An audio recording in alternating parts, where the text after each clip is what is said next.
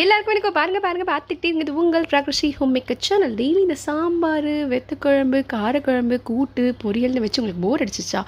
ஒன்றுமே இல்லைங்க, இதை செஞ்சிட்டிங்கன்னு வச்சுக்கோங்களேன், அவ்வளோ சூப்பராக அவ்வளோ டேஸ்ட்டாக இருக்குங்க. என்னதுன்னு கெஸ் பண்ணிட்டீங்களா? ஆமாங்க, மாங்காய் சம்மந்தி தான் செய்ய போகிறோம். பாருங்கள், மாங்காய் சீசன் எவ்வளோ சூப்பராக இருக்குல்ல, பார்க்கவே நாக்கு ஊறுதில்ல. சீசன் இருக்கும்போது தான் மாங்காய் சம்மந்தி கூட டேஸ்ட்டாக வருங்க. ஸோ கண்டிப்பாக இந்த சீசன் மிஸ் பண்ணாமல் மாங்காய் சம்மந்தியை ட்ரை பண்ணி பார்த்துருங்க. ஓகேங்க, ஃபஸ்ட்டு மாங்காவை எடுத்து நல்லா வாஷ் பண்ணிவிட்டு தோலோடு எடுத்துக்கோங்க. அந்த தோல் அங்கங்கே நம்ம கடிக்கும்போது அதோட டேஸ்ட்டே வேறுங்க.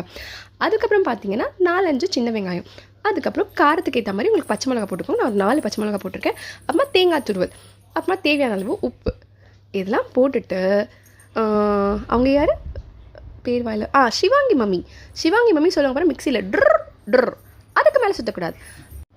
இது மாதிரி கொர நஷ்டிங்கன்னு வச்சுக்கோங்களேன், சூப்பரான மாங்காய் சம்மந்தி ரெடி. இது தோசையோடையோ சாதத்தோடையோ அவ்வளோ சூப்பராக இருக்குங்க. ட்ரை பண்ணி தான் பாருங்களேன்.